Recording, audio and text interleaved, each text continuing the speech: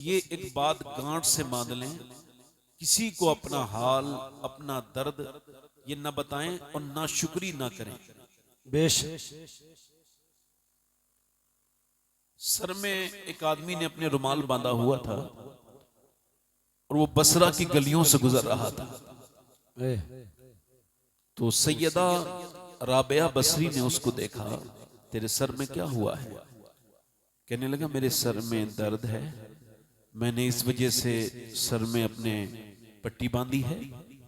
तो उन्होंने उस पट्टी को नोच के फेंक दिया और कहा, शर्म नहीं आती तुझे? मालिक ने एक जमाने तक सेहत दी, तब तो तूने लोगों के चौराहे पे ऐलान नहीं किया कि मैं सेहतमंद हूं, मालिक का शुक्र है। आज एक मर्तबा सर में दर्द हो गया है तो तू मालिक के नाम, मालिक की नाशुक्री करता फिरता है, दुनिया में ये अपनी रुसवाई कराता है। तो मेरे कहने का मतलब यह है कि शुक्र जिंदगी में जिंदगी को बदलता है। बेशक हक। एक ताबई बुजुर्ग हैं, उनका नाम है सुफियान सौरी। वो इमाम जाफर सादिक के शागिर्द हैं, यानी इमाम हुसैन के पोते के शागिर्द। वो कहते हैं इमाम जाफर सादिक की मैं महफिल में बैठता था, सारी महफिल बर्खास्त हो गई, मैं बैठा रहा। आपने फरमाया, सारा सबक मैं पढ़ा चुका हूं, आज का तुम क्यों बैठे हो? तो मैंने कहा, हुजूर कुछ और भी सुनाएं, मुझे कुछ एक्स्ट्रा इनाम अता करें। फरमाया, तो सुनो सुफियान, रोज डेली हर दिन जितनी नेमतें अल्लाह ने तुमको दी हैं सबको याद करके एक एक करके उनका शुक्र अदा किया करो। सुभान अल्लाह सुभान अल्लाह। अगर तुम ऐसा करोगे तो तुम्हारी नेमतें महफूज भी रहेंगी और बढ़ भी जाएंगी। बेशक। और अगर नेमतों का शुक्र नहीं अदा करोगे तो फिर तुम्हारी नेमतें जाया हो जाएंगी, छिन जाएंगी। अल्लाह अकबर अल्लाह। तो इंशाल्लाह शुक्र अदा करेंगे, अपनी सेहत पे शुक्र अदा कीजिए। बेशक। हुजूर ने फरमाया, जिसके पास एक वक्त का खाना हो और जिसको अल्लाह ने सेहत दी है वो मालदार है, उसको शुक्र अदा करना चाहिए। सुभान अल्लाह सुभान। जरा एक मर्तबा दोनों हाथ उठा के बोलो, लब्बैक या रसूल अल्लाह। लब्बैक या रसूल अल्लाह। कुछ लोगों को आदत होती है बीच में से उठ के जाते हैं, अभी चले जाएं। बीच में से मैं उठने नहीं देता हूँ अपनी जी, है ना। बीच में से अगर आप उठेंगे तो मैं आपको कुछ न कुछ कह दूंगा। हालांकि कोई ऐसी बात नहीं कहूंगा जो आपको बुरी लगे, मगर कुछ न कुछ तो कह ही दूंगा। क्योंकि जब मास्टर भी पढ़ाता है तो बच्चे उसके पूछ के जाते हैं, है ना। और आप तो बुजुर्ग हो सब मेरे, मैं तो आपका खादिम बन के आया हूँ। हमारे ये नाजिम साहब ने मेरी बारे में जो भी लफ्ज कहे हैं, इनकी अपनी मोहब्बत है। मैं अपने आप को इस लायक नहीं समझता। हाँ, थोड़ी देर मेरी बहनें और आप सब बैठे रहे तो थोड़ी खिदमत आपकी कर दूंगा, मगर मैं चाह रहा हूँ कि थोड़ा सा माहौल अभी थोड़ा सा ठीक हल्का सा हो जाए। आप जरा बताएं, सुभान अल्लाह कहने से कितनी नेकियां मिलती हैं? जिसके पास ज्यादा नेकियां हो ना, जिसके पास ज्यादा नेकियां हो वो ना बोले, जो मेरी तरह गरीब हो वो बोले। सुभान। हुजूर फरमाते हैं ये लफ्ज, अच्छा सुभान अल्लाह किसी मौलाना की तारीफ नहीं होती, न मेरी तारीफ है न मेरे कलाम की तारीफ है। असल में सुभान अल्लाह का मतलब सीधा साधा यही है, जब किसी की अच्छी आवाज कोई सुनता है तो वो यही कहता है सुभान अल्लाह। यानी जब ये आवाज इतनी प्यारी है तो इस आवाज को जिसने बनाया है वो रब कितना प्यारा होगा। बेशक सुभान अल्लाह सुभान। जब फूलों को देख के आप कहते हैं ना सुभान अल्लाह, तो यही इसका मतलब निकलता है, जब ये फूल इतना खूबसूरत है और इसमें इतनी खुशबुएं हैं तो फिर वो मालिक कितना अजीम होगा जिसने ये फूल पैदा किया। वही तो खालिक है हर चीज। तो सुभान अल्लाह हुजूर फरमाते हैं ये लफ्ज जबान पर हल्का है मगर मीजान पर भारी। तो किसी के पास नेकियां ज्यादा हो तो वो ना बोले, हाँ जिनके पास हल्की नेकियां हो वो जरा सुभान अल्लाह बोल दें। सुभान अल्लाह। अपने आसपास देख लीजिएगा, कुछ लोग ऐसे भी बैठे होंगे जो बोल नहीं रहे होंगे, तो या तो वो मेरी बात समझे नहीं है और समझ के भी नहीं बोल रहे हैं, तो ये समझेंगे बोलेंगे तो लोग समझेंगे मैं हल्का आदमी हूँ। और यार हुजूर के नाम पे बोलने से इज्जत घटती नहीं है, अल्लाह बढ़ा देता है। बेशक। जरा गौर तो करो, 100 साल पहले एक शख्स बरेली में हुजूर के नाम पे बोला था, आज पूरी दुनिया उसके नाम पे बोल रही है। जिंदाबाद जिंदाबाद। क्या आला हजरत। बेशक तो मैं चूंकि मीलाद का महीना है 2-3 शेर पढ़ना चाहता था हुजूर की अम्मी की शान में। बेशक सुभान अल्लाह सुभान अल्लाह। पढ़ दूं? पढ़ दूं? फिर ये माइक में ठीक कराऊंगा, अभी इसका इको ज्यादा है, बाद में करा लूंगा। अभी 2-3 शेर पढ़ने की वजह से कुछ कहा नहीं इनसे। अब मैं आपसे अर्ज कर रहा हूं, मैंने काबा कितनी मर्तबा मैंने काबे में तवाफ किया है इसका मैं कोई काउंटिंग नहीं कर सकता, मुझे याद नहीं है। अल्लाह का शुक्र है कि मैं मदीने एक साल में 2 बार 3 बार चला जाता हूँ। उसकी वजह यही है मैं पैसे से ज्यादा मोहब्बत नहीं करता। अब ये लोग जो प्लाट लिखवाते हैं ना जाके कचहरी में, और फिर जाके मस्जिद में वही दुआ करते हैं अल्लाह मदीना दिखा दे। ले दिखा दे या इलाही। अभी पहले प्लाट लिखवा के आया है, हज फर्ज हो चुका है जी। और आकर के दुआ क्या कर रहे हैं, या अल्लाह मदीना दिखा दे। पूछो भाई मदीने नहीं जा रहे, बुलावा नहीं आ रहा, तो टेलीफोन आएगा तुम्हारे पास, वहां से आ जाओ भाई, तुम्हारे बगैर काबा सूना सूना लग रहा है, आ जाओ भैया, सफा मरवा पे रौनकें नहीं हैं, आ जाओ। तुम हो कौन, हम हैं कौन, हमें बुलावा आएगा, हमें अपनी नियत बनानी है, बस नियत बनाओ और मेरे नबी तुमको एकदम बुला लेंगे। सुभान अल्लाह सुभान अल्लाह। मैं कितने बेचारे शायरों को जानता हूं जो उनको सालों हो गए यही कहते कहते मेरा दिल तड़प रहा जी मेरा और खूब बैंकें भी भर गई, कारें भी ले ली, मगर मदीने अभी तक नहीं गए। एक शायर से मैंने कहा, मैंने तू झूठ भी, तुझे मिंबर रसूल मिलता है बोलने के लिए? क्या हुआ? मैंने कहा तुम कह रहे थे कि मेरा दिल तड़प रहा है, मेरा जल रहा है सीना, और तुम तो कार में बैठे हो 8 लाख की। अगर तेरा दिल जलता तो 8-9 लाख की कार नहीं खरीदता, तू पहले मदीने जाता, पहले मेरे नबी का रोजा देख के। क्या बात। कितने लोगों को जानता हूं मौलवियों को तकरीरें कर रहे हैं हज फर्ज हो गए, जमाना हो गया उन पे। हुजूर फरमाते हैं जिस पे हज फर्ज हो जाए, इधर देखो, जिस पे हज और वो फिर भी ना जाए, ताखीर करे, फरमाया मुझे कोई फर्क नहीं पड़ता वो यहूदी बन के मरे या नसरानी बन के मरे। मैं तो चाहता हूं वो मौलाना लोग जिन पे हज फर्ज हो चुका है वो जाएं, मेरी बात का बुरा मान के जाएं। हाँ? कई शायर मेरी बात का बुरा मान के मदीने चले गए। मैं कहा और माने कोई बुरा, और मैं तो चाहता हूं कोई बुरा तो माने ना भाई। एक बार मदीना देख ले, क्या पता मौत कहां आ जाए, फिर ये हसरत रह जाएगी। जरा दोनों हाथ उठा के बोलो लब्बैक या रसूल अल्लाह। तो मैं आपसे अर्ज कर रहा था कि मैंने काबे में बहुत, मगर मुझे इतना लुत्फ काबे में नहीं आया जितना हुजूर की अम्मी की बारगाह में आया। वो अव्वा के टीले में 2 बार गया हूँ, रमजान के महीने में, रात के वक्त में, इधर उधर कोई बस्ती नहीं है, अकेली लेटी हैं हुजूर की वालदा। वहां जाकर के जो रूह को सुकून मिला, जो लुत्फ आया, हुजूर के बचपन के बारे में सोचा। बुजुर्गों ने लिखा है कि आज भी सैयदा आमना का जब जिक्र होना तो जो बे औलाद हैं औलाद मांग के देखें दिल से, अल्लाह आमना का सदका आज भी अता करता है। सुभान अल्लाह सुभान अल्लाह। पढ़ दूं 2-3 शेर, दिल लगा के बोलो जरा, या रसूल अल्लाह या रसूल अल्लाह।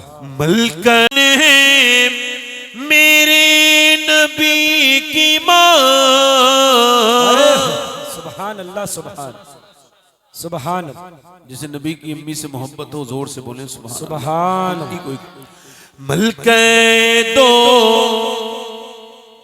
जहान है मेरे नबी की माँ। मलके दो जहान है, मलके दो जहान है मेरे नबी की माँ। मलके दो जहान है मेरे नबी की माँ। रहमत का साएबान है मेरे नबी की माँ। सुभान अल्लाह सुभान अल्लाह। जिंदाबाद जिंदाबाद। क्या बात। सुभान अल्लाह सुभान। एक शेर और पढ़ता हूँ, अल्लाह करे आपके सामने में आ जाए। चच्ची है मुर्तजा की तो दादी बतूल की। सुभान। चच्ची किसकी है? मौला अली की। और दादी है सैयदा कायनात की। चच्ची है मुर्तजा की तो दादी बतूल की, रखती ये खानदान है मेरे नबी की माँ। सुभान अल्लाह सुभान अल्लाह सुभान अल्लाह। नारे तकबीर, नारे रिसालत, नारे रिसालत। सुभान अल्लाह सुभान अल्लाह। अच्छा एक बात सुनो, सब लोग अपनी अम्मी को क्या कहते हैं? अम्मी जान। पीछे वाले बोले, और अम्मी जान होती भी है। अम्मी जान, क्योंकि जान वही होती है जो जान बच्चे पे निछावर करे, जो आफते जान बन जाए वो जान। तो लिहाजा माँ कोई जान कहा करो, दूसरी जगह ये लफ्ज इस्तेमाल करोगे धोखा खा जाओगे। माँ ही जान होती है, सबकी माँ सबकी क्या होती है? बोलो क्या होती है? अब ये शेर समाज करें। कहते हैं अपनी माँ को सब बच्चे अम्मी जान।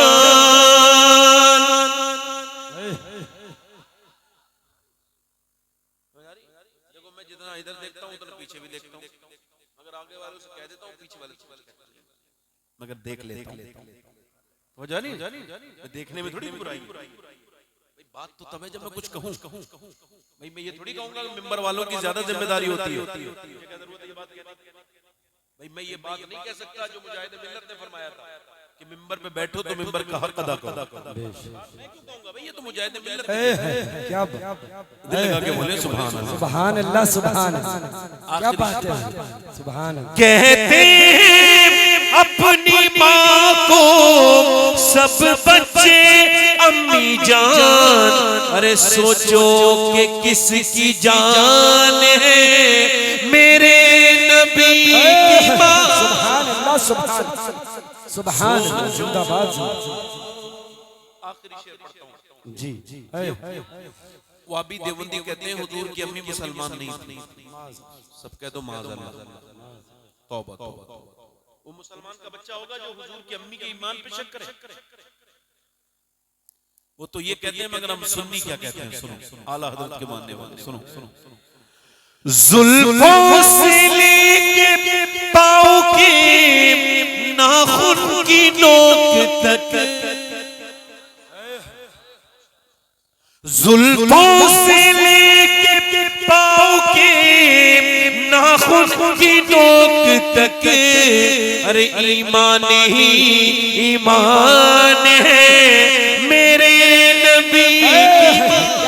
सुभान अल्लाह सुभान सुभान। बहुत कम करें, बस मैं तकरीर शुरू कर रहा हूँ। अता फरमाए आमीन। उनको ये खबर नहीं थी कि वो दुनिया से चले जाएंगे जी, मगर हो सकता है कि ये मेरी जिंदगी की आखिरी तकरीर हो। तो ये भी हो सकता है कि सुनने वालों में से किसी की जिंदगी की आखिरी नसीहत हो, उसके बाद उसको फिर नसीहत का मौका। अल्लाहु अकबर अल्लाह। मेरे नबी पाक सल्लल्लाहु अलैहि वसल्लम ने एक जगह फरागत हासिल की है, फिर हुजूर ने वजू करना है। हर वक्त बावजू रहा करो, मौत का कुछ पता नहीं कब आ जाए। तो जब मौत आए ना तो तुमको कोई फिक्र नहीं होनी चाहिए, कोई इब्हाम नहीं होना चाहिए, कोई तुम्हारा काम अधूरा ना रह जाए। रोज तैयारी करो। इमाम गजाली कहते हैं मोमिन को अपना झोला तैयार रखना चाहिए, क्या पता कब कूच का हुक्म आ जाए, कब उसको कोई नया ओटीपी फील नहीं कराता इजराइल कि भाई तुम ओटीपी फील करो तब मैं आऊंगा। मौत आती है और वो कहते हैं नमाज पढ़ लेंगे, नहीं पढ़ पाए। वो जो कहते थे हम अपने रब को मना लेंगे, अभी वक्त है, वो ऐसी अंधेरों में मर गए, कब्रों में जाके अफसोस कर रहे हैं। मेरी तरफ देखो, मेरे नबी पाक ने एक जगह सरकार ने वुजू करना है मगर पानी 12-13 कदम दूर है। हजरत अब्बास कहते हैं हुजूर के चचा, हुजूर ने वहां जाने से पहले तयम्मुम फरमाया। मैंने अर्ज किया रसूलल्लाह सामने पानी मौजूद है। आप फरमाते हैं पानी ना हो तब तयम्मुम, 12 कदम दूर तो पानी था, आपने ये क्या किया? हुजूर की आंखों में आंसू आए। फरमाया मेरे चचा, मुझको ये खबर नहीं कि उस पानी तक पहुंच पाऊं या नहीं पहुंच पाऊं, और मैं अपने रब की बारगाह में बेवजू हाजिर नहीं होना चाहता हूं। हालांकि हुजूर को यह भी खबर है मैं कब मरूंगा और आप कब मरेंगे, मगर मेरे नबी अपने उम्मतियों को ट्रेनिंग दे रहे हैं, सबक दे रहे हैं कि कोई लम्हा गाफिल न रखना। क्या पता जो तुम्हारा लम्हा गाफिल हो उसी में मौत आ जाए।